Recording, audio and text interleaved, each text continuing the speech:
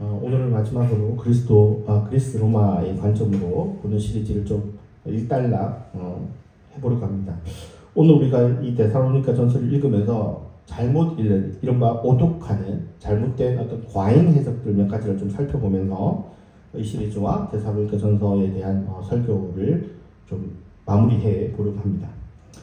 첫 번째, 두 번째는 우리가 좀 더 제가 다뤘던 내용이지만 그래도 불구하고 좀 기억해야 될 것들이 있어서 한 번 더 짚어 넘어가려고 합니다. 첫 번째는 우리가 저번에 살펴본 것처럼 주의 날, 구약 성경의 주의 날, 그리고 신약 성경에서 예수님의 재림에 대한 이해를 좀 더 한 번 더 정리해 보고자 합니다. 예수님의 재림의 날이라든지 또 구약에서 말하는 좀 무시무시한 날이죠. 여호와의 날, 주의 날이 제가 저번 주에 얘기하신 것처럼 어떤 공포의 날, 어떤 협박의 날, 심판의 날, 이렇게 이해하면 오히려 이 날을 오해할 수 있다라는 겁니다. 많은 분들이 어떤 주의 날이라든지 여호와의 날이라든지 재림의 날을 어떤 공포의 날, 심판의 날, 사람이 죽어가는 날로 이해하는 경향들이 많습니다. 제가 전에 한 번 더 얘기했던 것처럼 레프트 비하인드라는 소설이 있습니다. 이 시리즈는요 굉장히 책이 많습니다. 한 이 정도 됩니다. 책만. 그리고 영화도 몇 번에 걸쳐서 1, 2, 3인가요? 아주 유명한 배우들도 나올 정도로 이렇게 나왔던 영화이기도 한데요. 이 책은 기본적으로 휴거 때 일어나는 그 사건들을 이야기로 다룬 책이자 영화입니다. 그러니까 지구상의 참된 신자들이 예수님의 재림할 때 흔적 없이 사라진다는 거죠. 그리고 갑자기 사람이 몸은 없어지고 옷만 남는다든지 그러다 보니까 있던 사람들이 사라지면서 조종사나 승무원들이 사라지면서 비행기는 추락할 것이고요. 고속도로나 기차나 지하철이나 모든 교통에 혼란이 일어나고 일종의 대환란이 일어나는 거죠. 또 병원에서도 의사와 간호사가 사라지면서 의료 붕괴가 일어나면서 굉장히 어려운 그런 문제가 생긴다라는 그런 내용들입니다. 우리는 하나님 예수님께서 재림하시면 세상이 심판받는다라는 그런 이미지를 극대화한 그런 영화와 소설인 거죠.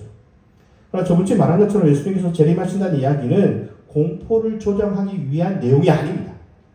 우리가 이것을 기억해야 됩니다. 물론 요한계시록을 읽다 보면 약간의 어떤 공포스러운 느낌을 우리가 갖게 됩니다. 왜? 그런 표현들이나 이런 것들이 무시무시하죠. 그러나 사실 요한계시록의 독자들에게는 사실 그들의 삶이 더 고통스러운 삶이었습니다.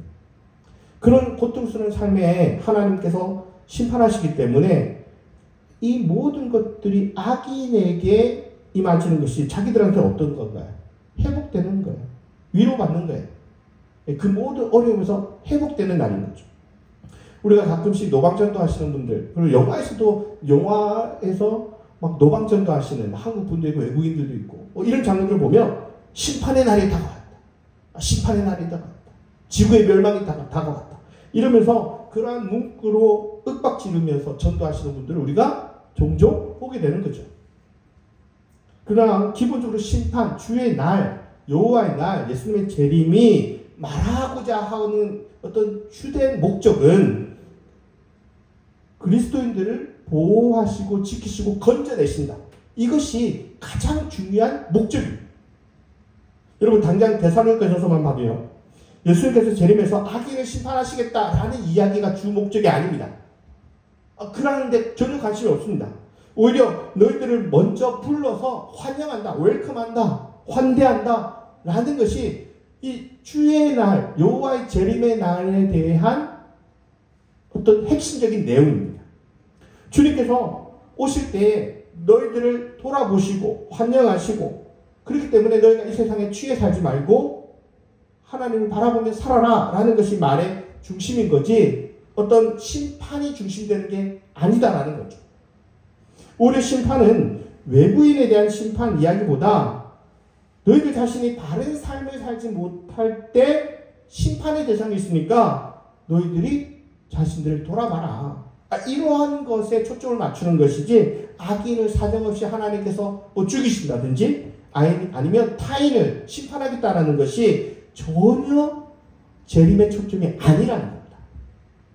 그러니까 우리가 예수님의 재림을 너무 심판에만 초점을 맞추다 보니까 당장 데살로니가 전서를 읽어가면서도 계속 오독에서 내가 갖고 있는 선입견을 가지고 읽어가는 거예요.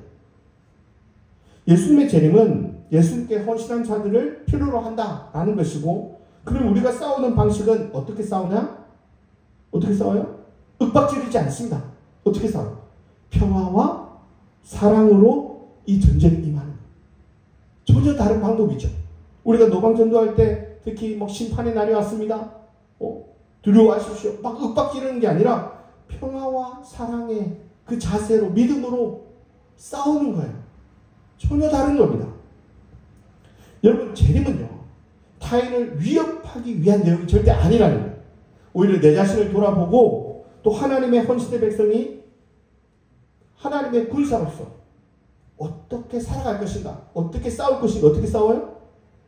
평화와 사랑으로 싸우는 거예요. 그렇게 다가가라는 겁니다.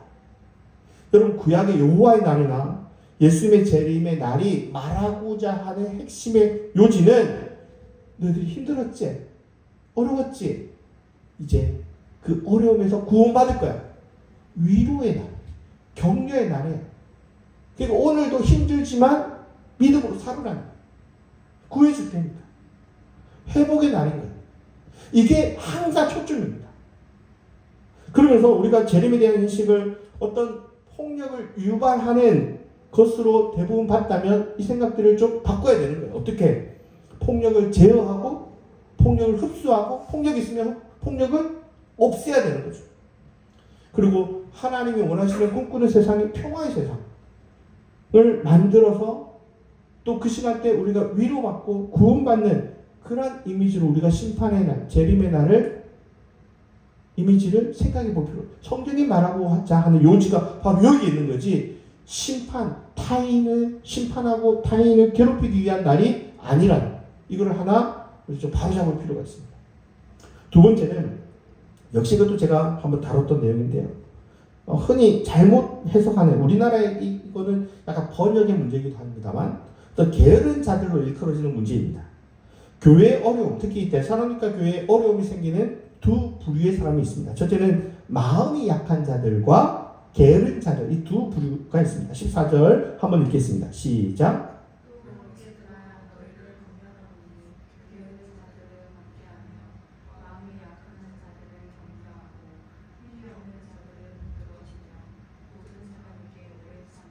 예, 두 부류가 있는데, 먼저 뒤에 있는 걸 먼저 보면, 마음이 어떻게 해요? 약한 자들. 아마도 이 개종의 자세를 좀 돌이키려는, 다시 예전의 신앙으로 돌이키려는 이런 사람들이 아닐까, 이런 생각이 듭니다. 그러니까 세상에 많은 사람들로부터 예수를 믿고 나니까 여러 가지 압박도 받고 반박도 받으면서, 이제 믿음 다시 버리고 예전으로 돌아가자, 편하게 좀 살자, 이러한 부류의 사람이 하나가 있는 것 같고요. 그런데 이거 앞에 먼저 다뤄지는 사람, 누가 있죠? 게으른 자들이 있습니다. 그런데 이 마음이 약한 자들과 게으른 자들이 사실은 연이어 나오는데 이게 굉장히 어울리지 않는 거죠. 부류가 너무 다른 겁니다. 그렇죠? 그러니까 연결성이 떨어지는 거죠. 원래 이 단어는 사실은 그 반항하는 자들, 질서를 어지럽히는 자들이라는 단어입니다. 예. 원래 이 단어 용어 자체가. 그래서 아마도 저번 주에 제가 전에 한번 이 설교를 할 때 이런 것들을 한번 다뤄줬었는데요. 공동체의 분란을 일으키거나 아니면 자기들한테 윽박지르니까 어떻게 해요? 자기들도 반박하는 거예요. 폭력적인 어떤 위협을 사용해서 어떤 그들에게 대항하는 자들로 보여지는 단어들입니다. 이게 소동을 일으키는 자들, 이런 표현이거든요. 그렇기 때문에 우리가 번역을 게으른 자들이라고 번역을 했지만, 제가 이 시리즈를 하면서 이 단어 자체가 원래는 무질서한 자들이기 때문에 일종의 교회에 다니는 자기들을 괴롭힐 때 저항의 표출로서 때로는 폭력도 쓰고요, 때로는 시민의 소요를 일으킬 수 있는 이런 어떤 보복적인 행동을 하는 그러한 무리들이 교회 내에 있을 수 있다라고 보여지는 거예요.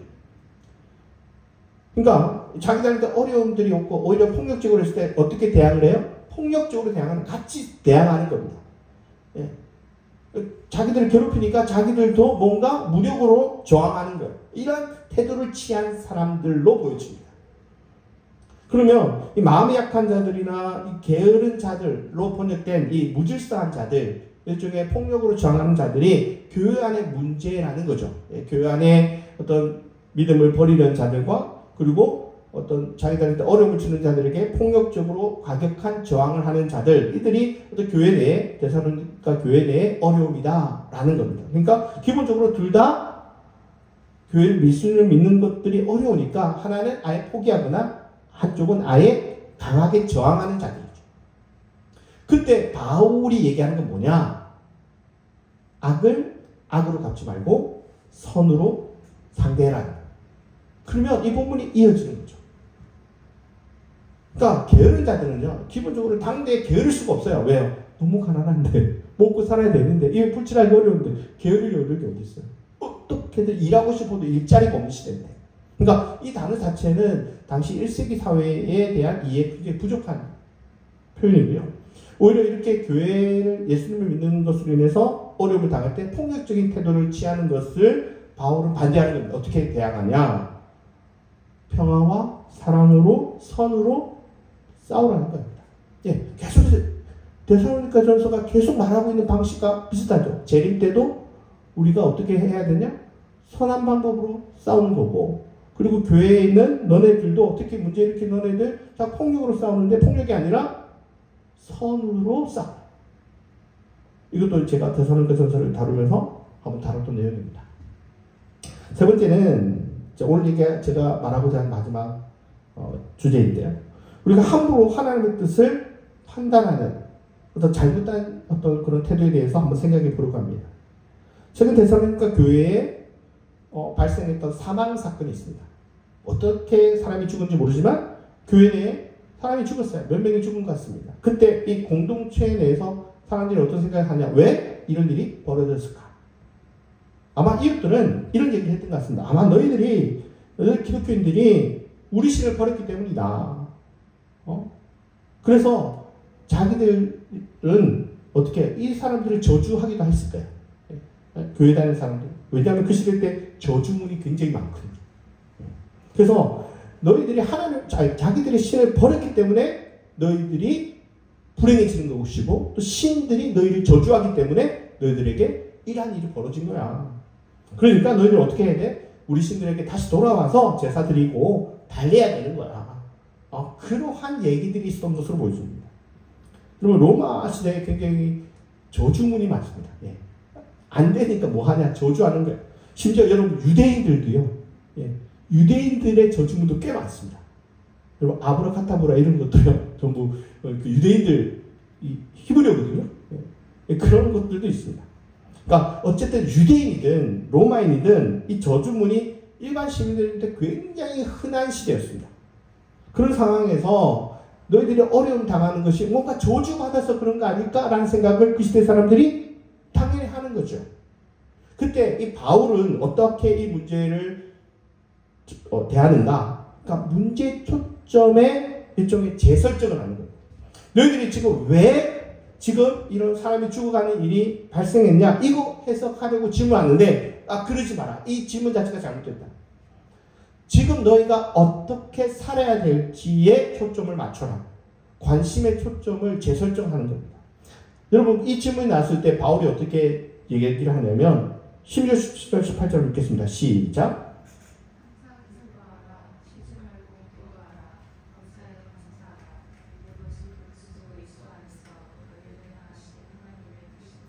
동문서답 같은 얘기죠.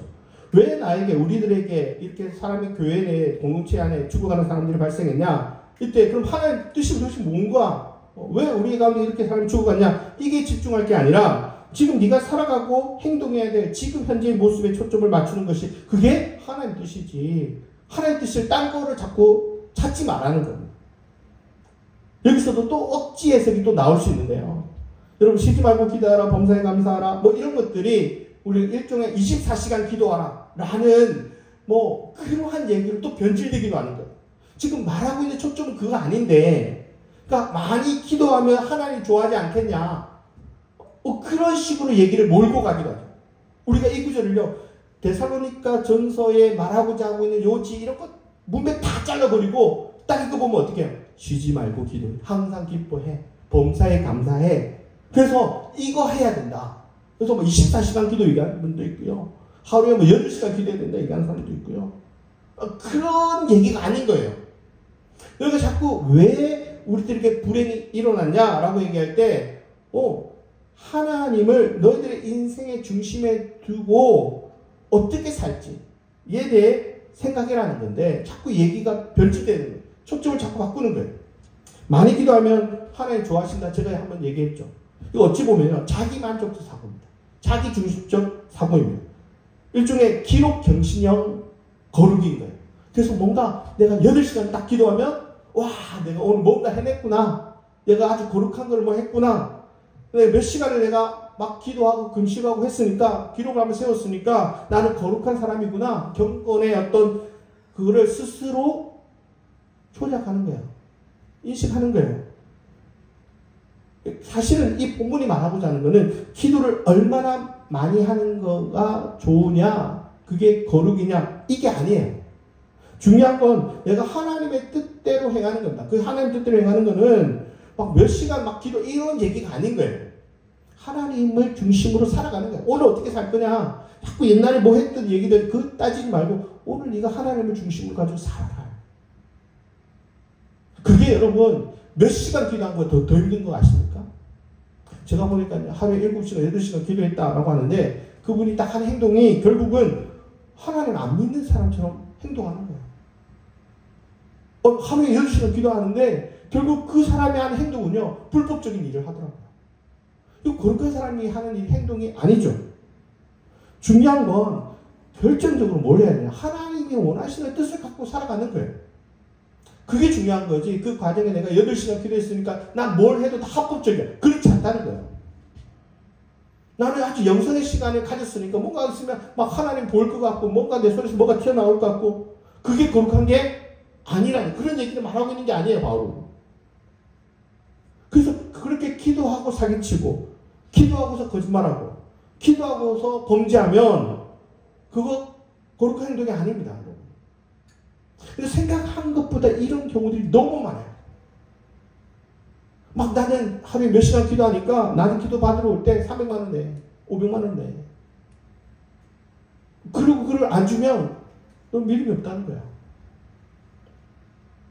근데 사실은 바울이 어떻게 행동하느냐 여기만 그치는 것이 아니라 예언도 포기하는 게 아닙니다. 사실은 읽어보시면 성령을 소멸하지 말며,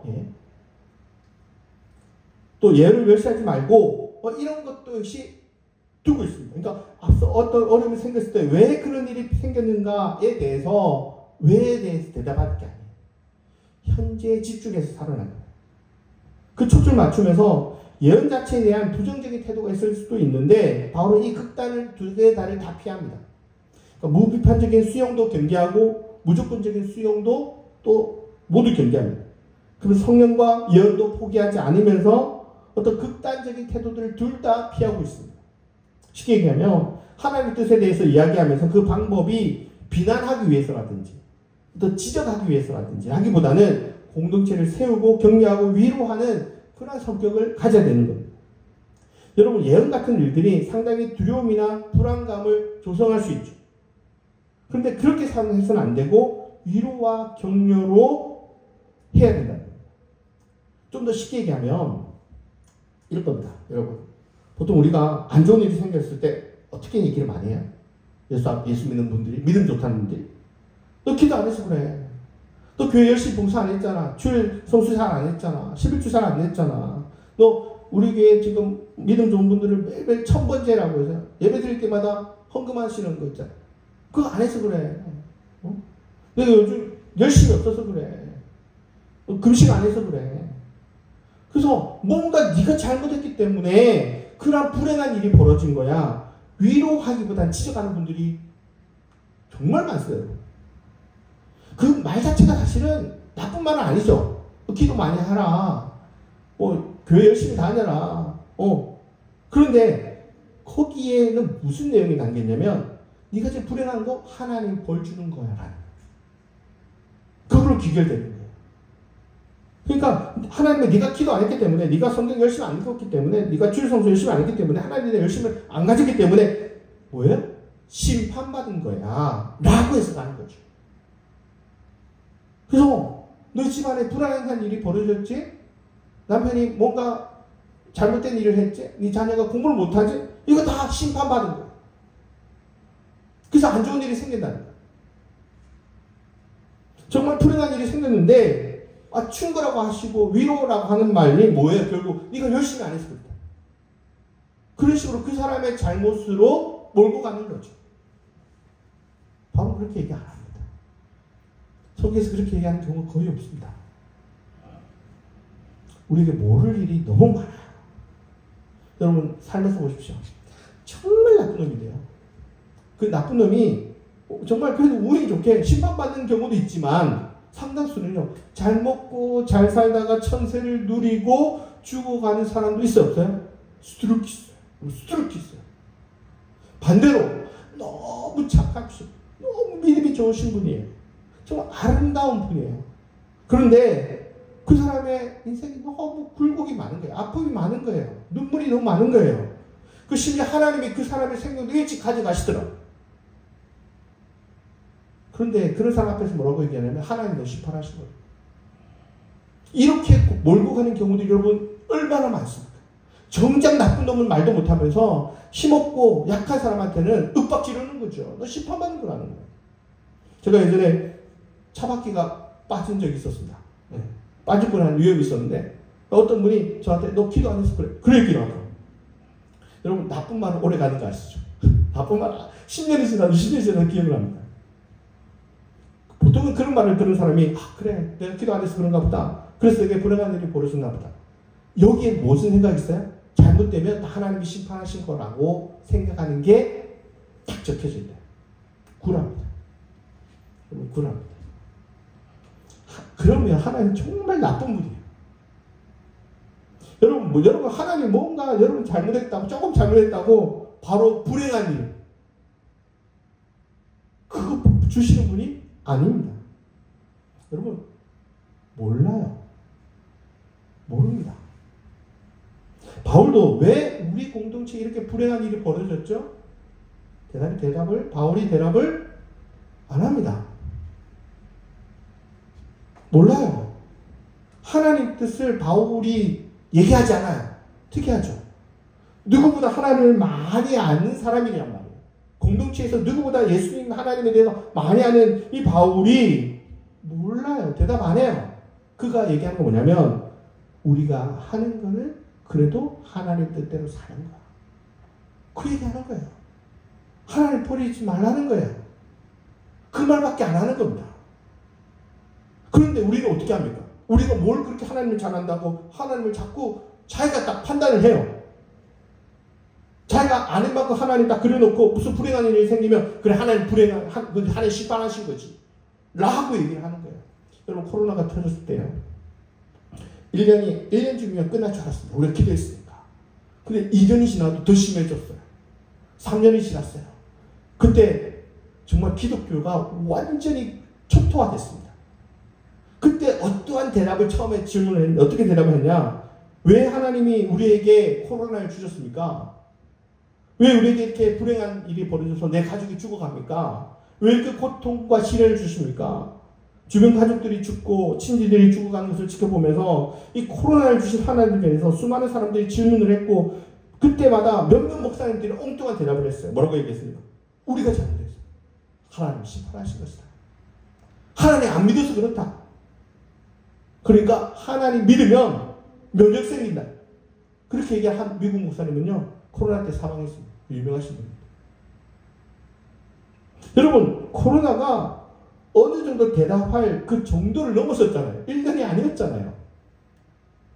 너무 착한 아이들, 너무 순진한 아이들, 너무 아름다운 사람들이 죽어가는 것을 지켜보면서 여러분 그렇게 말할 수 있습니까? 정말 아름다운 사람들이 있어요. 죽어갔단 말이야. 그때 학자들이 내놓은 얘기가 뭐냐면 우리는 알 수 없다. 우리가 하나님의 뜻을 알기 어렵다는 그 대답들을 내놓기 시작했습니다. 존 파이퍼 같은 목사님 같은 경우는 아주 보수적인 목사님인데 코로나도 하나님의 통제 안에서 만들어졌기 때문에 하나님이 하신 거다라고 얘기했지만 그러면 그때 죽은 수많은 사람들, 선한 사람들에 대한 대답을 내놓기가 어렵잖아요. 여러분 유대인의 홀로코스트 그 시대에 그런 대답이 하나님은 허용하셨다라고 얘기한다면요. 유대인들이 600만 죽었을 때 하나님은 악을 주도한 어떤 주도권자가 되는 거예요. 그 대답이 될 수가 없는 거죠. 이때 구약의 가장 유명한 학자, 이번에 올해 돌아가셨나요? 월터 브루그가 이런 얘기를 합니다. 바이러스가 인간의 오만이나 남용, 약한 자들에 대한 어떤 착취에 대한 하나님의 심판이라고 얘기하지 마라. 하나님 역공으로 얘기하지 마라. 그런 생각 잘못됐다. 우리는 여전히 하나님에 대해서 알 수 없는 부분이 많다라는 걸 우리가 인정해야 됩니다. 그리고 이런 어려움이 올 때 우리는 뭐 해야 되냐? 왜를 묻는 게 아니라 우리가 할 수 있는 거, 우리가 서로를 돌아보며 지키고 돌봐주고 보호하고 함께 있어주는 거, 이거 왜 우리가 할 일은 없다, 하면 안 된다 라고 얘기를 했습니다. 신약의 가장 유명한 톰 라이트라는 학자 이런 얘기를 합니다. 분명하게 왜를 말할 수는 없지만 우리도 그럼에도 우리가 뭘 해야 되는지는 알 수 있다. 왜 하나님 우리에게 시련을 주시는지 그 이유는 우리가 알아야 몰라요? 모른다는 거예요. 대답하지 말라는 거예요. 우리도 모른다는 거예요. 성경 박사들이 모른다는 거예요. 하지만 우리가 알 수 있는 게 있어요. 그 뭐냐? 우리가 할 일은 안다는 거예요. 그때 아픈 사람도 위로해주고 도와주고 힘없는 사람도 지켜주고 우리가 할 수 있는 일을 함께 하자고. 그게 우리 할 일이라고. 여러분 인도네시아의 그 쓰나미로 인해 수만 명이 죽었을 때 수십만 명이 죽었죠. 하루아침에. 또 지진으로 인해서 수많은 사상자들이 발생했을 때 심판론, 저주론을 꺼냈던 학자 그런 목사들 때문에 얼마나 많은 대중들이 기독교에 등을 돌렸습니까? 할 말이 있고 안 할 말이 있는데요. 여러분 자기 자녀가 죽었으면 너 하나님 심판받아 그 얘기 하시겠습니까? 해서는 안 되는 말을 하는 거예요. 여러분 욥기를 보시면요. 욥기에 3명의 악당 친구들, 친구인 척 하면서 욥을 윽박지르던 3명의 악당들이 나오죠. 이 사람들이요, 하나님의 이름을 막 거들먹거립니다. 하나님은 말이야, 하나님 말이야. 그러면서 뭐 해요, 이 사람들이? 위로라고 와갖고 친구 죽이는 거예요. 3명의 친구라는 탈을 쓴 이 나쁜 놈들이 욥한테 정말 악담을 퍼붓고 있는 거예요. 그래서 만약에 욥이, 우리 성경 그렇지 않지만 욥이 자살이라도 해봤어요. 그러면 이 3명은 어떻게 평가받을까요? 여러분 우리가 뭔데 자꾸 하나님을 이렇다 저렇다 재단하는 겁니까? 왜 하나님처럼 함부로 얘기하는 겁니까? 한나의 아이라는 책을 쓴 스탠리 하워드 워스라는 아주 유명한 책이 있습니다. 이 학자가 쓴.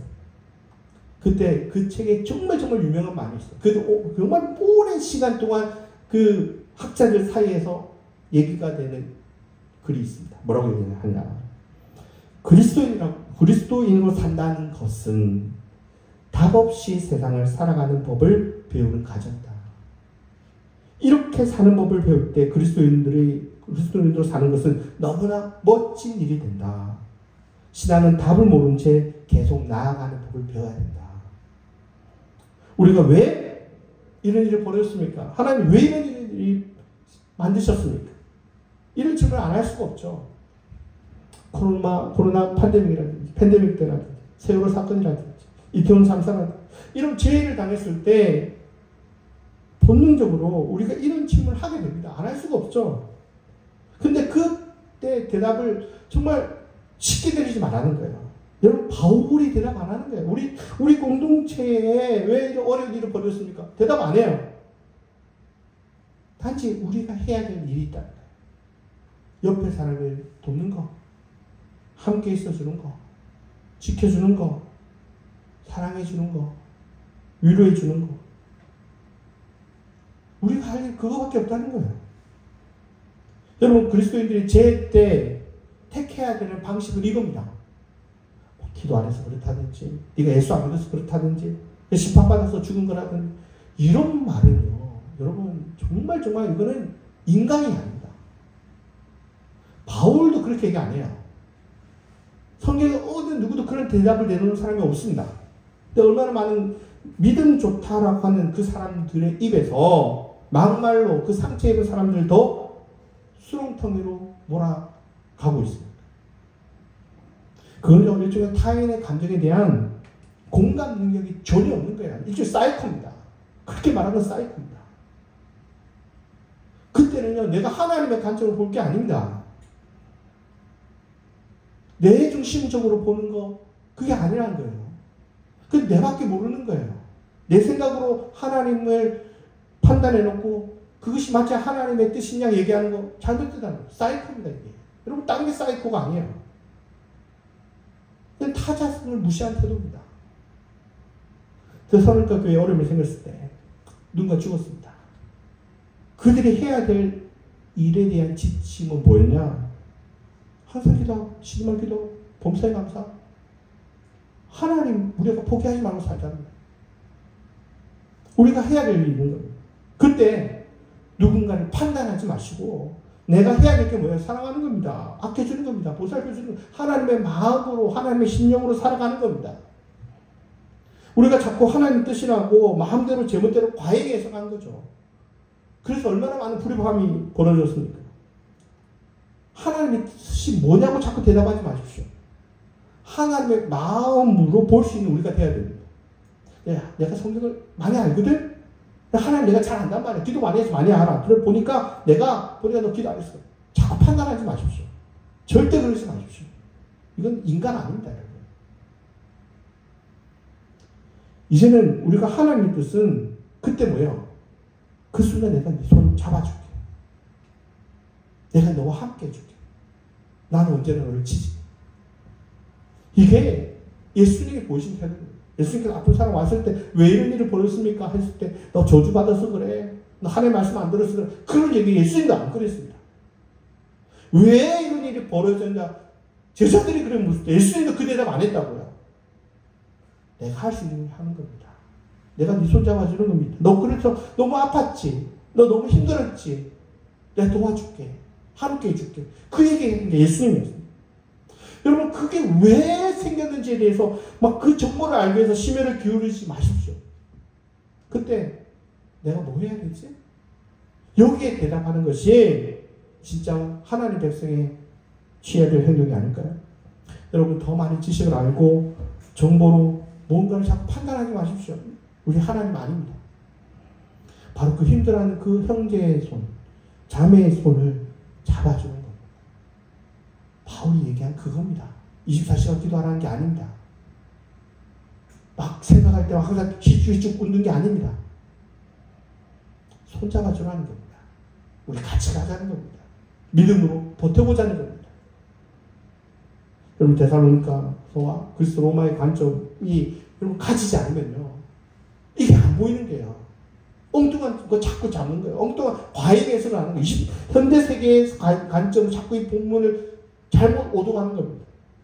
우리가 이 시를 마무리하면서 많이 하는 게 필요한 게 아닙니다. 겸손해지는 겁니다. 손잡아주는 겁니다. 예수님 마음을 품는 겁니다. 기도하시겠습니다.